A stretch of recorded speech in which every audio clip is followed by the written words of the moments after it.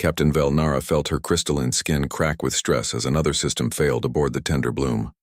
The research vessel shuddered around her, its gentle hum replaced by the harsh sounds of dying machinery. Through the transparent walls of the bridge, she could see the Keith Nebula swirling in beautiful purple and gold clouds. It should have been a peaceful sight, but now those same clouds hid dangers that could destroy her crew. "Captain, the main engine is completely dead," reported her chief engineer, Morthesis. His delicate fingers moved across the control surface, but the readings did not change. The antimatter containment failed during the ion storm. "We cannot repair it with our current supplies."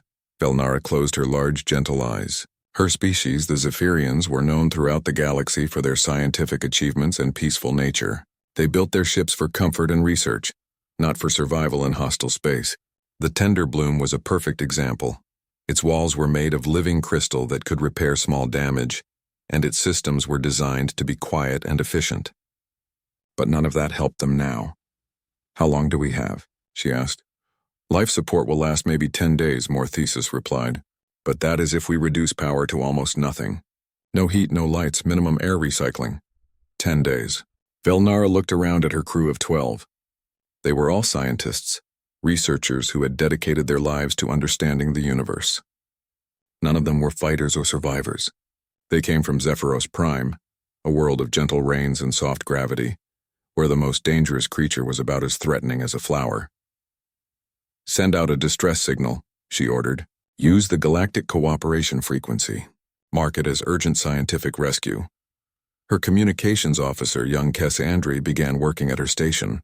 The Galactic Cooperation was an alliance of civilized species, beings who had evolved past violence and barbarism. They helped each other, shared knowledge, and worked together to make the galaxy a better place. Surely someone would come to help them. As Cassandri prepared the message, Velnara thought about what to include. They needed to be careful. This area of space was dangerous, filled with pirates and raiders who would kill them without a second thought. The worst were the Korthak, savage beings who attacked research vessels for sport. Just last month they had destroyed a science station and killed everyone aboard. "Captain," Cassandri said, "the message is ready. What should I say?" Velnara took a deep breath. "Include our coordinates and crew manifest. Tell them we are peaceful researchers with no weapons or valuable cargo. Request immediate assistance from allied species." She paused, thinking. "And add a warning. Tell them to avoid contact with any primitive Deathworld species.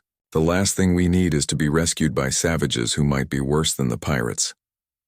The message went out into space, encoded with the special frequencies that only Galactic Cooperation members knew. Somewhere out there, a civilized species would receive it and come to help them. They just had to survive long enough. Meanwhile, 3 light-years away, the human cargo ship Defiant Dawn drifted through space on its own mission. Captain Sarah Chen stood on the bridge, watching her crew repair damage from their last encounter with pirates. The human ship looked nothing like the elegant Zephyrian vessel.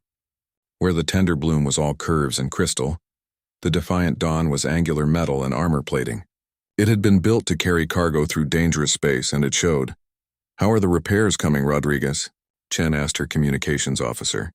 Chief Petty Officer Maria Rodriguez looked up from her workstation. She had a fresh scar across her cheek from flying debris during the pirate attack, but she ignored it as she worked. "Almost done, Captain. The pirates damaged our main communication array, but I think I can get it working again. Just need to recalibrate the frequency scanners." Rodriguez was typical of Chen's crew. She had served in the Earth Space Navy before joining the merchant fleet. Most of the crew were like that. Former military, veterans of border wars and pirate conflicts. Humans had only been in space for 200 years, but they had already earned a reputation that made other species nervous.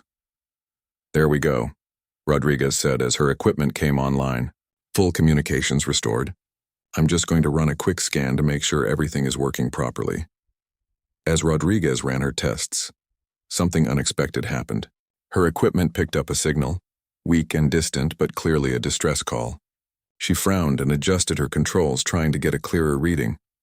"Captain, I'm picking up something," she called out. "Looks like a distress signal, but it's encrypted." Chen walked over to look at the readings. "Can you break the encryption?" Rodriguez smiled grimly. "Give me 5 minutes. This looks like standard Galactic Cooperation encoding. Pretty basic stuff. While Rodriguez worked, Chen considered their options. The Defiant Dawn was carrying medical supplies to a colony world, but they were ahead of schedule. If someone needed help, they could afford to investigate. Got it, Rodriguez announced. The signal is coming from the Keth Nebula. It's from a ship called the Tender Bloom, Zephyrian research vessel. They're asking for immediate rescue from allied species. She paused, reading more of the message. Captain, you might want to see this. They specifically warn against contact with primitive Deathworld species. I think they mean us. Chen read the full message on Rodriguez's screen. The Zephyrians were clearly desperate, but they had also made it very clear that they did not want help from humans. In the galactic community, humans were known as Deathworlders, beings from a planet so dangerous that it had shaped them into something other species found terrifying. Earth was indeed a harsh world compared to most. It had extreme weather, predatory animals, and an atmosphere that was toxic to many species. Humans had evolved to survive in conditions that would kill most galactic citizens within minutes. This made other species nervous. They saw humans as violent savages, barely civilized beings who solved problems with force. What do you think, Captain? Asked Lieutenant Commander Torres, Chen's first officer. They don't want our help, but they clearly need it. Chen looked around at her crew. They were tough, scarred from various conflicts, and armed because space was dangerous. But she knew something that the Zephyrians did not. These same rough warriors would risk their lives to save complete strangers, even strangers who despised them. Rodriguez, how far away are they? Chen asked. About 6 hours at maximum speed, Rodriguez replied. And how long do they have? Rodriguez checked the message again. Based on their ship type and crew size, maybe 8 to 10 days if they're lucky. Chen made her decision. Plot a course for the Keth Nebula. Maximum speed. Captain, Torres said quietly. They specifically said they don't want help from Deathworlders. What if they refuse our assistance? Chen looked out at the stars. Somewhere out there, peaceful scientists were dying slowly in a crippled ship. They might fear humans, but fear was better than death. Then we'll have to convince them, she said. No one dies on my watch if I can help it. Not even people who think we're monsters. The Defiant Dawn changed course, heading toward the Keth Nebula, and a meeting that would change how the galaxy saw humanity forever. Behind them, the message from the Tender Bloom continued to broadcast into empty space, hoping that civilized help would come before the darkness claimed them all. The Defiant Dawn dropped out of faster-than-light travel at the edge of the Keth Nebula. Captain Chen stood on the bridge studying the sensor readings as they searched for the Zephyrian research vessel. The nebula was beautiful but dangerous, filled with energy storms that could fry a ship's electronics without warning. There, announced Lieutenant Singh from the sensor station. I'm reading a ship about 2 kilometers off our starboard side. No power signature, but life signs are present. Through the main screen, they could see the Tender Bloom drifting like a piece of delicate art. The research vessel was nothing like human ships, where human vessels were built like armored boxes designed to survive anything space could throw at them. The Zephyrian ship looked like it was grown rather than built. Its crystal walls caught the nebula's light and scattered it in rainbow patterns. Beautiful ship, commented Torres. Looks peaceful. Looks fragile, Rodriguez added. One good hit and that thing would shatter like glass. Chen nodded. The ship's design told her everything she needed to know about the Zephyrians. They came from a safe, peaceful world where the biggest worry was probably which flowers to study next. No wonder they were terrified of humans. Open a communication channel, Chen ordered. Let's see if we can talk to them. On the bridge of the Tender Bloom, alarms started ringing as soon as their sensors detected the approaching ship. Cassandra stared at her readings in horror, her crystalline fingers trembling as she worked her controls. Captain, she called out, her voice high with fear. There's a ship approaching. It's not one of ours. Velnara hurried to the sensor station and looked at the readings. The approaching vessel was massive compared to theirs, built like a weapon of war. Its hull was scarred with battle damage, and weapon ports lined its sides like the teeth of some ancient predator. What species? Velnara asked, though she already feared the answer. Cassandra's hands shook as she analyzed the ship's signature. The computer says human. Captain, it's a human ship. A wave of terror swept through the bridge. Every member of the crew had heard stories about humans. They were Deathworlders, beings from a planet so violent it had shaped them into monsters. They were tall and strong with forward-facing eyes like predators. Their world was filled with creatures that could kill a Zephyrian with a single bite. And somehow humans had not only survived but conquered it all. "Incoming transmission," Cassiandri reported, her voice barely a whisper. The main screen flickered to life, showing the bridge of the human ship. Velnara gasped in terror. The humans looked exactly as horrible as she had imagined. Captain Chen was tall and broad-shouldered, with the build of a warrior. Scars marked her face and hands, evidence of countless battles. Her eyes were the worst part, positioned at the front of her skull like a hunting animal. When she smiled, Velnara could see her teeth white and sharp. "This is Captain Sarah Chen of the Defiant Dawn," the human said in a voice that sounded like grinding metal. "We received your distress signal and came to offer assistance." Velnara found herself unable to speak. Standing behind the human captain were more of the terrifying creatures. A man with dark skin and multiple scars across his arms, a woman with what looked like metal implants in her skull. All of them moved with the confident grace of apex predators. "We know you weren't expecting us," Chen continued, "but we're here to help." "What's your situation?" Finally, Velnara found her voice. We did not call for you. Our message was for civilized species only." Something flickered across the human captain's face. Was it anger, hunger? Velnara could not tell, but it made her want to hide. "I understand," Chen said carefully. "But we're here now, and you clearly need help." "What can we do?" "Nothing," Velnara said quickly. "We require no assistance from your kind. Please leave us alone." The human captain was quiet for a moment. Behind her, the other humans exchanged looks that Velnara could not interpret. Were they planning something? Deciding how to attack? "Your ship has no power," Chen said. "Your life support is failing.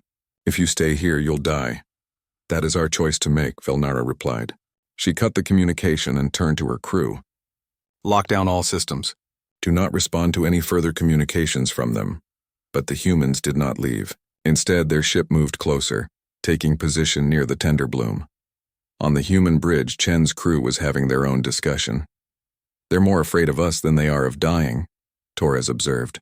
"What do you want to do, Captain?" Chen studied the readings from the Zephyrian ship. Life support was indeed failing.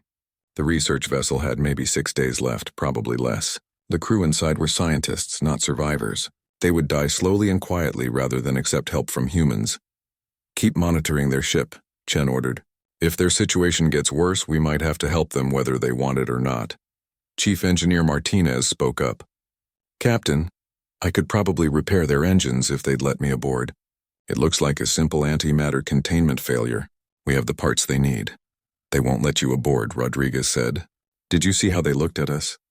Like we were going to eat them," Chen sighed. This was the problem with humanity's reputation in the galaxy. Other species had learned to fear them before they learned to understand them. Humans had indeed evolved on a dangerous world, and yes, they were capable of great violence, but they were also capable of great compassion. The same instincts that made them deadly to enemies made them fiercely protective of those they considered innocent. "Sir," Singh called from his station, "I'm picking up new contacts on long-range sensors. 6 ships approaching fast. Configuration matches Korthak raiders." Chen felt her blood turn cold. The Korthak were some of the most vicious pirates in the galaxy. They attacked peaceful ships for sport, taking what they wanted and killing the rest. If they found the defenseless research vessel, they would torture the crew to death for entertainment. "Time to intercept?" Chen asked. 40 minutes at their current speed," Singh replied. Chen looked at the Zephyrian ship drifting helplessly nearby. The aliens inside would rather die than accept help from humans, but the Korthak would give them a death far worse than simple suffocation. She had to make them understand. "Open a channel to the tender bloom," she ordered. This time, when Velnara's face appeared on the screen, Chen did not try to smile. She spoke quickly and directly. "There are 6 Korthak raider ships heading this way. They'll be here in less than 40 minutes. Your ship can't run and can't fight. You need to let us help you." Velnara's crystalline skin went pale. Everyone in the galaxy knew about the Korthak. They were almost as feared as humans, but for different reasons. Where humans were seen as violent but honorable, the Korthak were simply evil. We cannot," Velnara whispered. "You are Deathworlders. Your kind are just as dangerous as the raiders." Chen felt a flash of anger, but she controlled it. These people did not know any better. They had been taught to fear humans their entire lives. "Maybe we are dangerous," Chen said, "but we're not evil. The Korthak will torture your crew to death. We just want to save you. The transmission ended as Velnara cut the connection again. On the bridge of the Tender Bloom, the crew huddled together in fear. They were trapped between two groups of monsters, the approaching Korthak raiders and the humans who claimed they wanted to help. "What do we do?" asked Morthesis. Velnara looked at her crew, young scientists who had never hurt anyone in their lives. Then she looked at the sensor readings showing the approaching raiders. In 35 minutes they would all be dead, unless someone saved them. But could they trust creatures that their entire civilization had taught them to fear? Captain Chen watched the countdown timer on her screen. 28 minutes until the Korthak raiders arrived. The Zephyrian research vessel continued to drift silently, refusing all communication. Her crew waited for orders, their faces grim with understanding of what was coming. "Captain," Torres said quietly, "maybe we should consider leaving. If the Zephyrians won't accept our help, we can't force them." Chen looked at her first officer with sharp eyes. "Would you abandon them to the Korthak?" "Of course not," Torres replied quickly. "But if we stay and fight, we might not win. 6 ships against 1. And even if we do win, the Zephyrians will never trust us." Chief Engineer Martinez spoke from his station. "Captain, I've been studying their ship design. Those crystal walls are beautiful, but they won't stop even small weapons fire. The Korthak could kill that entire crew with hand weapons, let alone ship guns." Chen nodded. She had reached the same conclusion. The Tender Bloom was built for peaceful exploration, not survival in hostile space. Its crew were scientists, not fighters. If the Korthak reached them, it would be a massacre. 25 minutes, Singh announced from sensors. On the bridge of the Tender Bloom, the crew was having their own desperate discussion. They could see the approaching raider ships on their long-range sensors, growing closer every minute. Their own ship was completely helpless. No engines, failing life support, and no weapons beyond basic research tools. "Captain," Cassandri said in a small voice, "maybe we should reconsider the human offer. Even if they are dangerous, at least they haven't attacked us yet." Velnara looked around at her crew. They were all young, brilliant minds who had dedicated their lives to learning about the universe. The thought of them dying at the hands of Korthak raiders made her crystalline skin crack with stress. "You do not understand," she said. "Humans are Deathworlders. They come from a planet of poison and predators. They think differently than we do. Violence is their first solution to any problem." "But Captain," said Dr. Thessura, the mission's senior biologist, "the Korthak will definitely kill us. The humans might not." Before Velnara could respond, new alarms started ringing. The Korthak ships had dropped out of faster-than-light travel and were approaching the nebula. On the communication channels, harsh voices began broadcasting in the crude Korthak language. Singh quickly translated for Captain Chen. "They're demanding that both ships surrender immediately. Standard Korthak procedure. They'll board us, take whatever they want, then kill everyone for fun." Chen looked at the tactical display. 6 Korthak raiders against her single ship. The odds were not good, but the Defiant Dawn had been through worse. More importantly, she could not let the peaceful researchers die without a fight. "All hands, battle stations," she announced over the ship's communication system. "This is not a drill. We have 6 Korthak raiders approaching. Our mission is to protect the research vessel Tender Bloom and her crew." The bridge erupted into controlled activity as her crew prepared for combat. Weapons systems came online, shields powered up, and damage control teams moved to their positions. These were veteran spacers who had fought pirates before. They knew the risks, but they also knew their duty. "Captain," Rodriguez called from her station, "the Korthak are hailing us. Put them through." The main screen showed the bridge of the lead Korthak raider. The alien captain was a nightmare creature, tall and thin with too many joints in his arms and legs. His skin was gray and mottled, and his eyes were black pits in his skull. When he spoke, his voice was like breaking glass. "Human ship," the Korthak captain said in broken standard language. "You will surrender both vessels to us. Resist and we will make your deaths very slow." Chen stepped forward, her face showing no fear. "This is Captain Sarah Chen of the merchant vessel Defiant Dawn. The research ship is under our protection. Turn around and leave this system." The Korthak captain laughed, a sound like metal scraping metal. "One human ship against 6 Korthak raiders? You are either very brave or very stupid." "Both," Chen replied calmly. "Your choice. Leave now or find out why humans are called Deathworlders." The transmission ended. On the bridge of the Tender Bloom, The crew watched in stunned silence as the human ship moved between them and the approaching raiders. Captain Velnara stared at the tactical display, unable to believe what she was seeing. "They are protecting us," whispered Cassandri. "The humans are actually putting themselves between us and the raiders." The first Korthak ship opened fire, sending streams of plasma toward the Defiant Dawn. Chen's ship responded immediately, its own weapons lighting up the nebula with brilliant flashes of energy. The battle had begun. What happened next shocked the Zephyrian crew to their core. They had expected the humans to fight like savage animals, using brute force and overwhelming violence. Instead, they fought with careful precision. Every shot was aimed to disable rather than destroy. When a Korthak ship lost power, the humans moved on to the next target instead of finishing off the helpless vessel. "Why are they not destroying the disabled ships?" asked Dr. Thessara. Cassandri was monitoring the human communication channels, trying to understand their tactics. What she heard made her question everything she had been taught about Deathworlders. "Damage control team to Section 7, she heard Captain Chen say. "We have a hull breach near the research lab. Seal it and continue the fight." "Captain," came another voice. "Korthak Ship 3 is disabled but still has life support. Should we finish them?" "Negative," Chen replied immediately. "Our mission is to protect the civilians, not commit murder. Move to support Lieutenant Singh's attack on Ship 5. The Zephyrians listened in amazement as the human crew coordinated their battle. These were not mindless savages attacking anything that moved. They were professional warriors fighting with discipline and purpose. More importantly, they were taking damage to protect people who had refused their help and called them monsters. A second Korthak ship exploded as the Defiant Dawn's weapons found its reactor, but the human ship was taking heavy damage in return. Through the crystal walls of their bridge, the Zephyrians could see atmosphere venting from the human vessel. Parts of its hull were glowing red-hot from plasma hits. "They are going to lose," Velnara said quietly. "There are too many raiders." As if to prove her point, a Korthak shot punched through the human ship's shields and tore a massive hole in its side.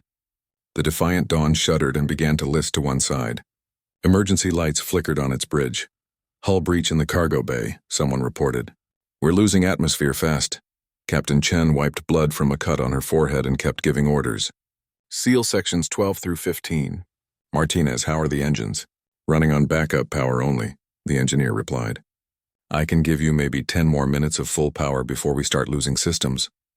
On the Zephyrian ship, young Cassandri made a decision that would change everything. She opened a communication channel to the human vessel. "Human ship, this is the Tenderbloom," she said in her clear, musical voice. We want to help." Captain Chen looked surprised to hear from the research vessel. "How can you help? Your ship has no weapons." "But we have shields," Cassandri said. "Advanced research shields that can protect both our ships. If you position your vessel close to ours, we can extend our defensive screen to cover you." There was silence on the human bridge for a moment. Then Chen nodded. "Do it. All hands, prepare for close formation with the research vessel." Captain Velnara stared at her young communications officer. "What have you done?" "The right thing," Cassandri replied firmly. "They are dying to protect us. The least we can do is share our shields." The two ships moved together, the massive human warship positioning itself carefully next to the delicate research vessel. The Zephyrian shields extended to cover both ships, creating a protective bubble that the Korthak weapons could not penetrate. Working together, the humans and Zephyrians began to turn the tide of battle. The human weapons, now protected by alien shields, systematically disabled the remaining Korthak ships. Within 20 minutes, the raider fleet was scattered, some ships destroyed, others disabled and drifting. As the last Korthak vessel limped away into faster-than-light travel, an unusual quiet settled over both ships. The immediate danger was over, but the real test was just beginning. Two species that had been taught to fear each other had just fought side by side. Now they would have to face the aftermath of that decision. In the aftermath of the battle, both ships drifted together in the colorful embrace of the Keth Nebula. The Defiant Dawn looked like it had been through a war, which it had. Atmosphere still leaked from several hull breaches and scorch marks covered its armored sides.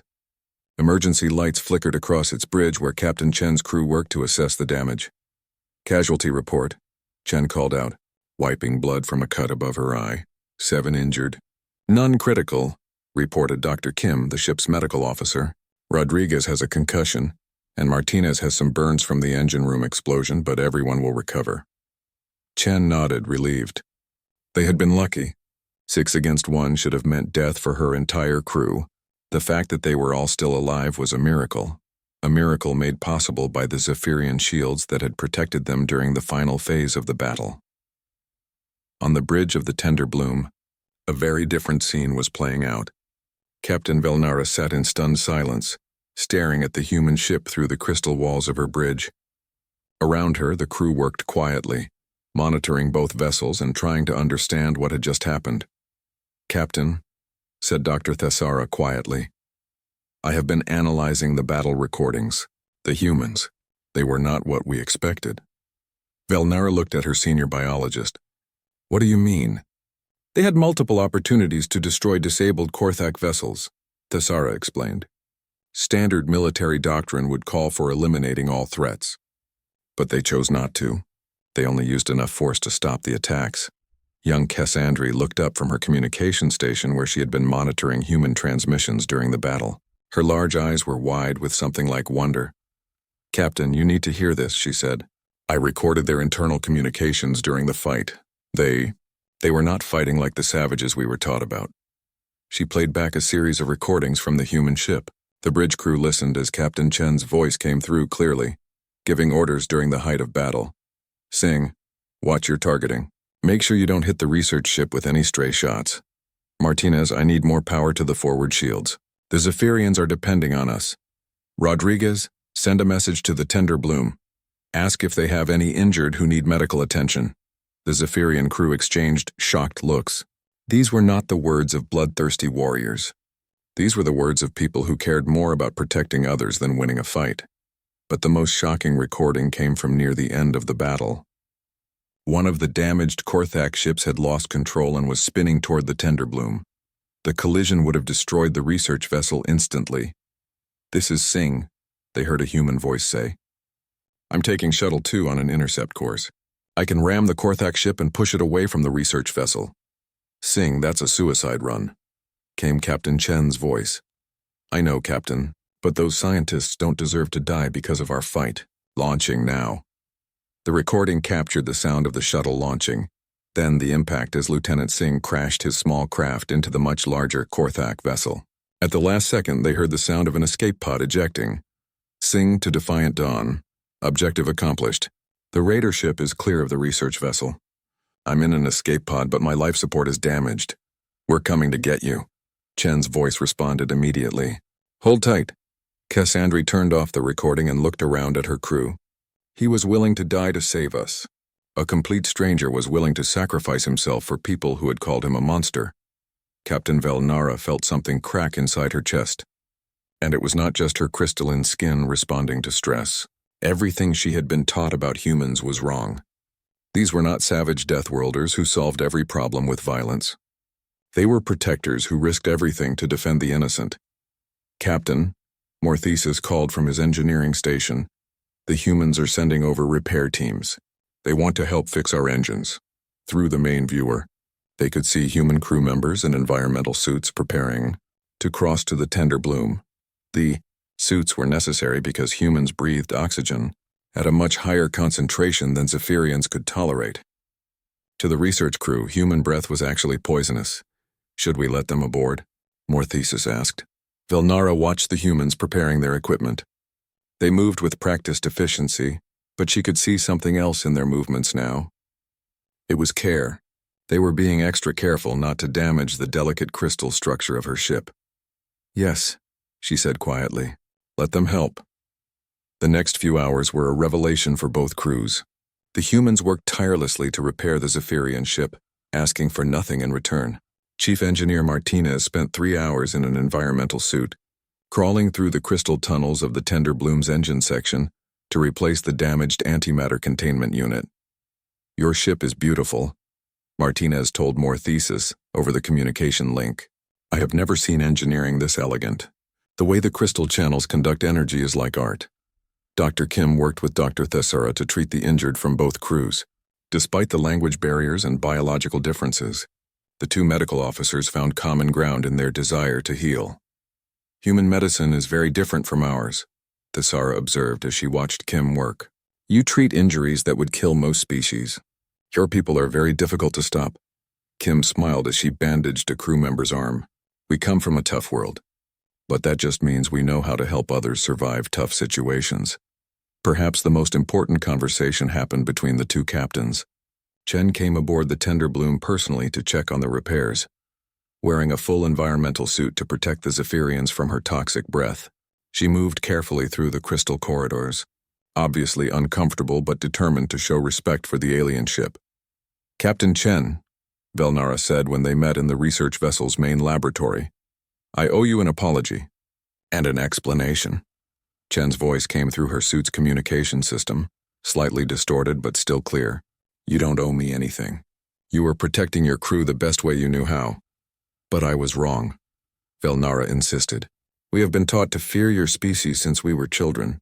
The stories say that humans are violent savages who destroy everything they touch. Chen was quiet for a moment, looking around at the peaceful laboratory with its delicate instruments and growing plants. I suppose we do seem violent compared to this. Your people have built something beautiful here, a ship dedicated to learning and discovery. Our ships are built for war because space is dangerous. But you use that strength to protect others, Velnara said. Today you could have left us to die. Instead, you risked everything to save strangers who insulted you. That's what civilized people do, Chen replied simply. We protect those who cannot protect themselves. It doesn't matter if they like us or not. As the repairs continued, Cassandra made an important discovery.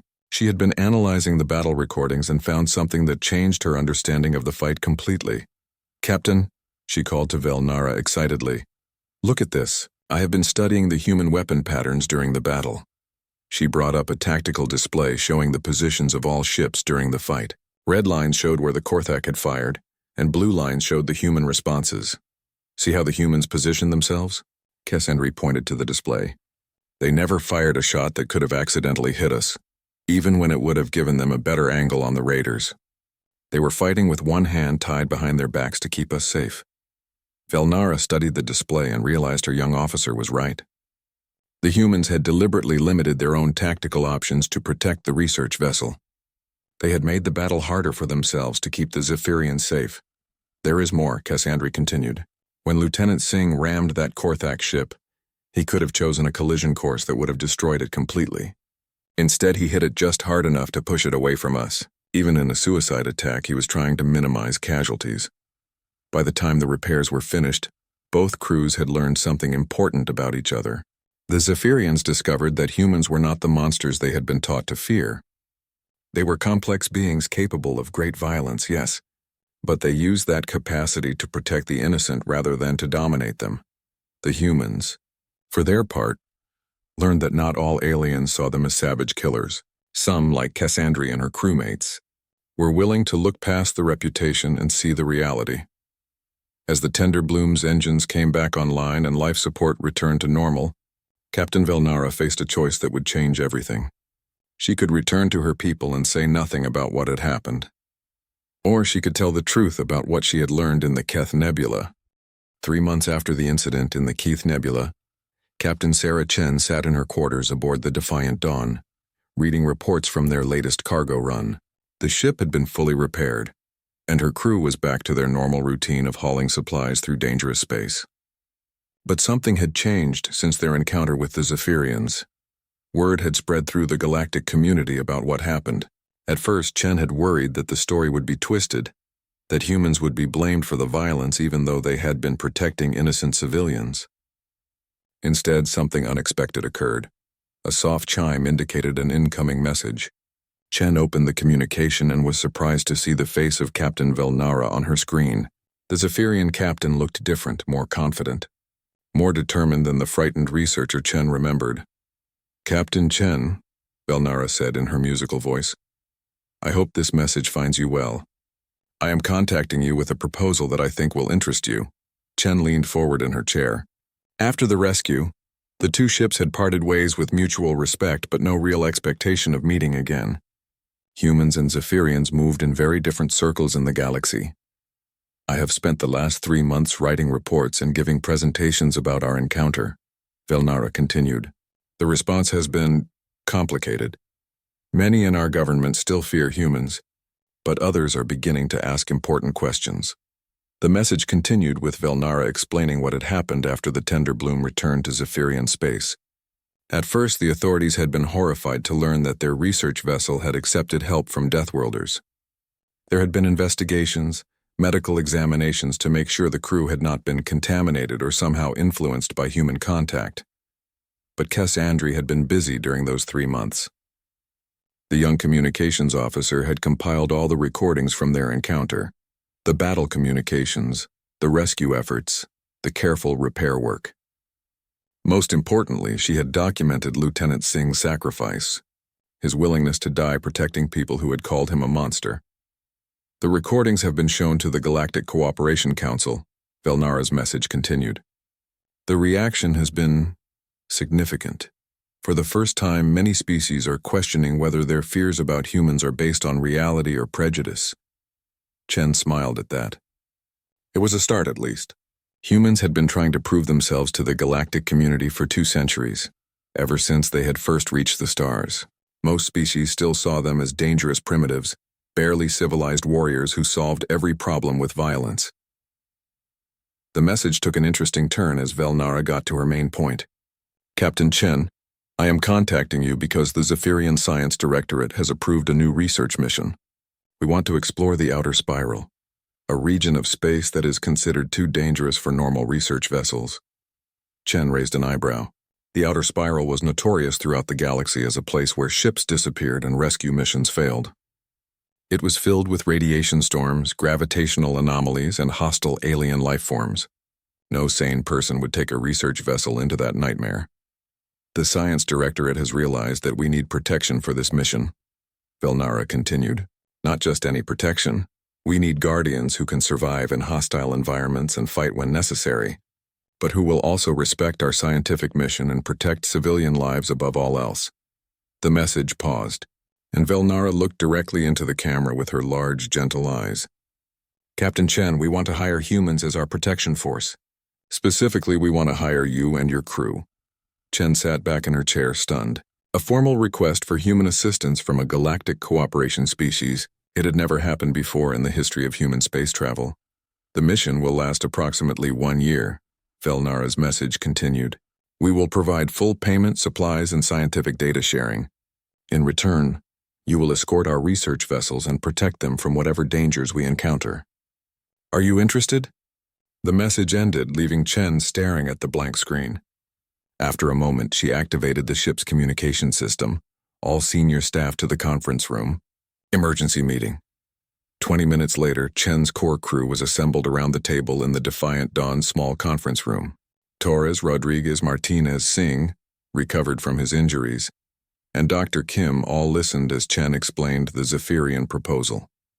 So let me get this straight, Torres said when Chen finished.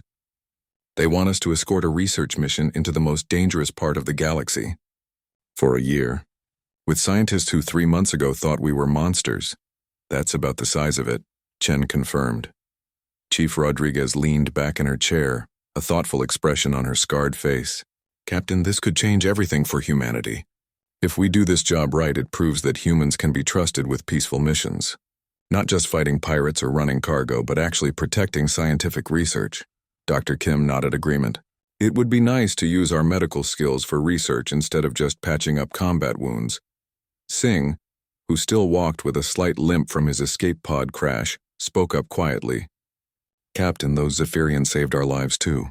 When they extended their shields to protect us during the battle, they could have been destroyed if their systems failed. They took that risk for us. Martinez was studying a datapad with technical specifications. I've been looking at their research ship designs. Beautiful work, but fragile. In the outer spiral, they'll need more than just escort ships. They'll need engineering support. Someone who can jury-rig repairs under hostile conditions. Chen looked around at her crew. These were people who had followed her through pirate attacks, system failures, and impossible odds. They were tough, experienced spacers who knew the risks of deep space travel. But they were also curious about what lay beyond the next star. All right, Chen said finally. I'll send a reply accepting their offer. But we do this right. We're not just hired guns on this mission, we're partners. We protect their people and they share their discoveries. Everyone benefits. 6 months later, a small fleet of ships gathered at the edge of the outer spiral. 3 Zephyrian research vessels, graceful and delicate as flowers, accompanied by the battle-scarred Defiant Dawn and 2 other human escort ships. It was an unprecedented cooperation between species that had barely trusted each other before. Captain Velnara stood on the bridge of the Tender Bloom, watching the swirling chaos of the outer spiral through her ship's crystal walls. Beside her, Cassandra monitored communications from the human escort vessels. Human ship Defiant Dawn reports all systems ready, Cassandra announced. Captain Chen says they're ready to proceed when we are. Velnara nodded. Over the past months, she had come to respect the human captain more and more. Chen had kept her word about treating this as a partnership. The humans provided protection and technical support, but they never interfered with the scientific mission. When the research teams wanted to study a dangerous phenomenon, the humans found ways to keep them safe while they worked. Signal all ships, Velnara ordered. Begin entry into the outer spiral. Maintain formation and stay alert. The small fleet moved forward into the unknown, human warships and alien research vessels working together. It was the beginning of something new in galactic history, a partnership based on mutual respect and shared purpose. As they disappeared into the swirling energies of the outer spiral, a message was broadcast back to civilized space. It carried the official seal of the Zephyrian Science Directorate and was addressed to the Galactic Cooperation Council. After extensive evaluation and field testing, the message read, "The Science Directorate recommends that human protection services be made available to all peaceful research missions. Contrary to previous assessments, humans have proven to be ideal guardians for scientific personnel. They possess the strength to survive in hostile environments, and the discipline to use that strength only when necessary." The message was signed by Captain Velnara and endorsed by the entire crew of the Tender Bloom. It included detailed recordings of human behavior under combat conditions, showing their restraint, their protective instincts, and their willingness to sacrifice themselves for others. For the first time in 200 years of human space travel, an alien species had publicly stated that they wanted humans around, not despite what humans were, but because of it. The message ended with a simple statement that would be quoted in history books for generations. "The beings we once feared as Deathworld monsters have proven to be the guardians we never knew we needed." Captain Chen, reading the message in her quarters as the fleet journeyed deeper into unexplored space, smiled and closed the communication. Outside her window, alien stars shone in patterns that no human had ever seen before. And beside her ship, graceful research vessels continued their eternal quest for knowledge, protected by warriors who had finally found their true purpose. In the end, it had taken a simple act of courage, helping strangers in distress, to bridge the gap between species. The galaxy was a little less lonely and a little more hopeful because humans had proven that strength and compassion could exist in the same heart.